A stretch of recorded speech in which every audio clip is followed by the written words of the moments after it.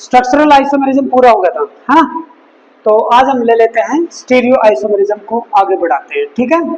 Stereo isomerism, stereo isomerism, what are the stereo isomers, क्या आप बता सकते हो व्हाट आर स्टीरियो आइसोमर्स? इनमें क्या होगा? Chemical formula same, structural formula अगर हम स्ट्रक्चर बना दें, ओके, स्ट्रक्चरल फॉर्मूला सेम। देखो जो मैंने आपको बताया था स्ट्रक्चरल आइसोमर्स, उनमें स्ट्रक्चरल फॉर्मूला सेम नहीं था, केमिकल फॉर्मूला तो सेम था लेकिन स्ट्रक्चर डिफरेंट हो गई थी, है ना। चाहे आप चेन आइसोमेरिज्म में देखो या मेटामेरिज्म में, किसी में भी स्ट्रक्चरल फॉर्मूला वाज डिफरेंट। लेकिन कुछ केमिकल कंपाउंड ऐसे होते हैं जिनमें केमिकल फॉर्मूला भी सेम होगा, स्ट्रक्चरल फॉर्मूला भी same, but there but the arrangement of atom, ये लाइन काफी इंपॉर्टेंट है, but the arrangement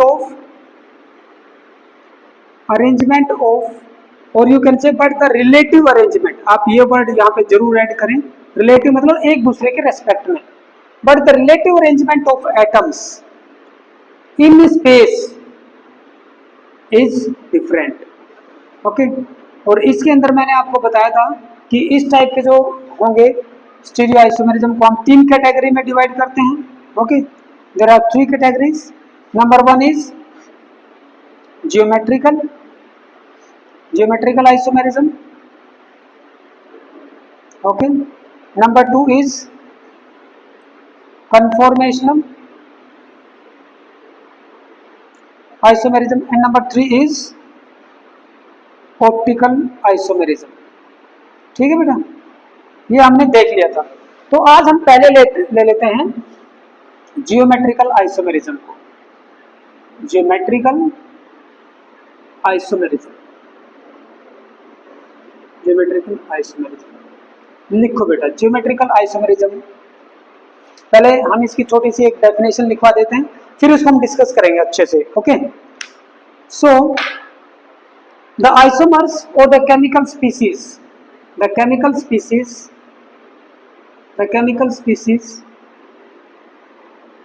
which have same chemical formula, comma, same structural formula,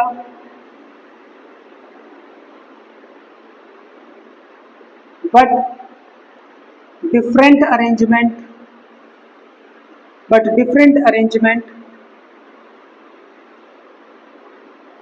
of atoms around double bond,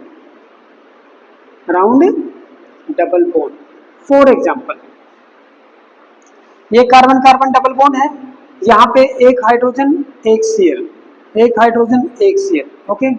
दूसरा carbon carbon double bond HCl, but here it is Cl and this is H, ठीक है। ये example हमने दिया था ना, same example. when the same type of atom are on the same side, जैसे मान लो मैं इसको कंसीडर कर रहा हूँ क्लोरीन एटम को, है ना। when the same type of atoms are on the same side of carbon carbon double bond, then this form is known as cis form। क्या बोलेंगे? cis form, ये cis form है। और जब वो एक दूसरे के एंटी होते हैं, एक दूसरे के अपोजिट होंगे around the carbon carbon double bond, तो उस फॉर्म को हम बोलेंगे ट्रांस फॉर्म, ओके, ठीक है।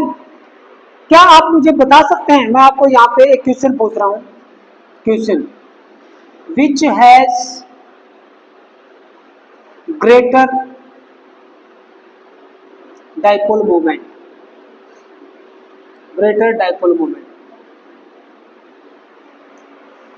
सिस फॉर्म की डाइपोल मोमेंट ज्यादा होगी या ट्रांस फॉर्म की, क्या आप बता सकते हो? ये क्वेश्चन कई बार देखा गया है, कॉम्पिटिशन्स में भी, बोर्ड के एग्जाम में भी, हर जगह डाइपोल मोमेंट से रिलेटेड एक क्वेश्चन जरूर आता है। बताइए, यहाँ पे जो सिस फॉर्म है उसकी डाइपोल मोमेंट ज्यादा होगी या भाई ट्रांसफॉर्म की?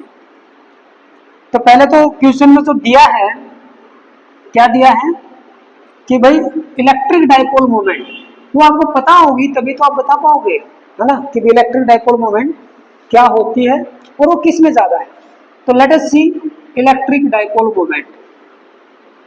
Electric dipole moment, electric dipole moment is a vector quantity and P is equal to Q into L, small l you can say. If there are two charges Q and minus Q, okay, separated by a distance L, then electric dipole moment is this one.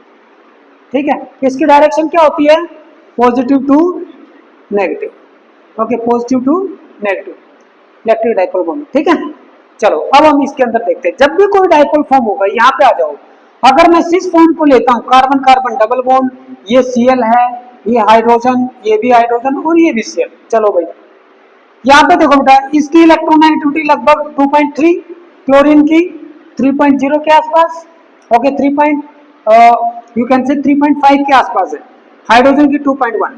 तो ये जो bond है इसको मैं इतना dipole यहाँ पे अच्छा सा डाइपोल क्रिएट नहीं हो रहा है, नेग्लिजिबल डाइपोल मोमेंट होगी, तो इसको हम छोड़ देते हैं।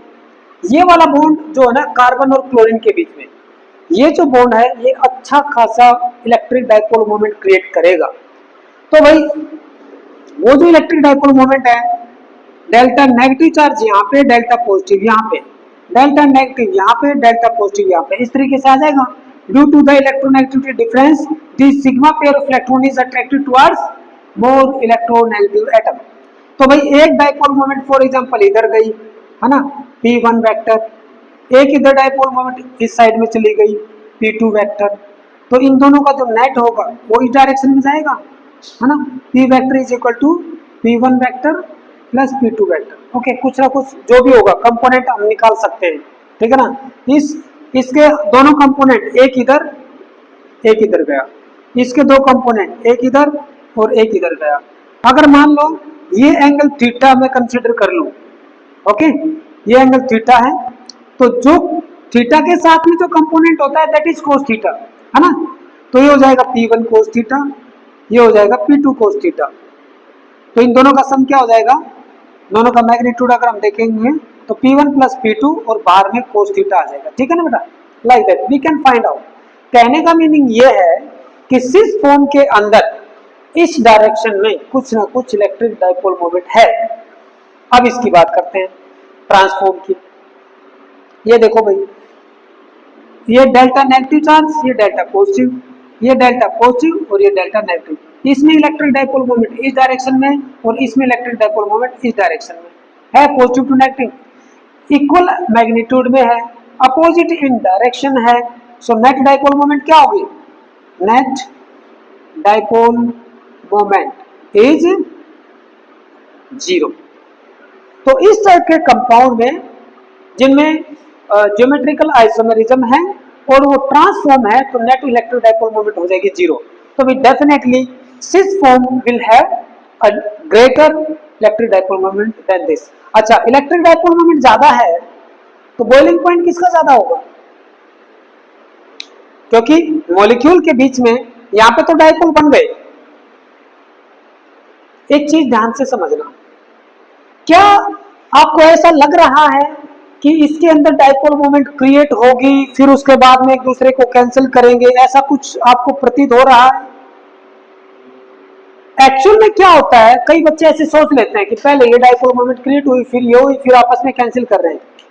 जैसे ही ये इलेक्ट्रॉन पेयर इधर जाने की कोशिश करता है, ये वाला इधर, ये क्या करता है, इसको वापस जाने नहीं देता, ये इसकी मूवमेंट को रोकता है और इस वाले मूवमेंट को ये रोकता है, तो ये जहां पे होते हैं वहीं पे रुक जाते हैं।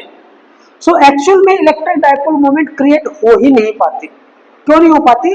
क्यों, जैसे ही थोड़ा सा कंपोनेंट बनने की कोशिश करेगा इस डायरेक्शन में, थोड़ा सा कंपोनेंट इस डायरेक्शन में बन जाएगा और वो एक दूसरे को कैंसिल आउट कर देंगे।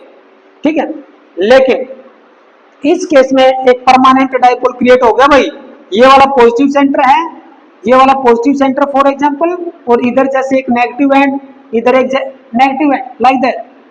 ठीक है, तो ये जो सिस फॉर्म है इसके मॉलिक्यूल के बीच में अपोजिट एंड, अब जैसे मान लो एक मॉलिक्यूल और आ गया, लाइक दैट, एक मॉलिक्यूल और होगा, जब एक उनका सॉल्यूशन लेंगे तब तो इसके नेगेटिव एंड और इसके नेगेटिव एंड और इसके पॉजिटिव एंड, देखो अपोजिट चार्ज एक दूसरे को ऐड करेंगे, ऐसे ही एक दूसरे मॉलिक्यूल सारे के सारे क्या करते हैं, लार्ज फोर्स ऑफ अट्रैक्शन से एक दूसरे के साथ बाइंड रहते हैं। तो उनको बॉयल करने के लिए हमें ज्यादा टेम्परेचर देना पड़ेगा, क्योंकि ये फोर्सेस ऑफ अट्रैक्शन हमें तोड़नी पड़ेगी। तो cis form will have greater boiling point because it has a net dipole moment and IMF, intermolecular forces of attraction, are very high। इतना करके आप लिखोगे। आंसर में क्या लिखोगे, आंसर में यहाँ पे लिख दोगे आप cis form has greater than transform। Okay बेटा, ग्रेटर देन ट्रांसफॉर्म, इसको नोट डाउन करो।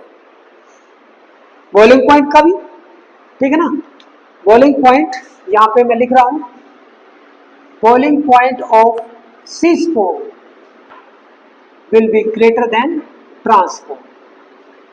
ठीक है, बॉइलिंग पॉइंट की जब बात हो रही है तो लिक्विड फॉर्म की बात कर रहे हैं। ठीक है, नोट डाउन कीजिए।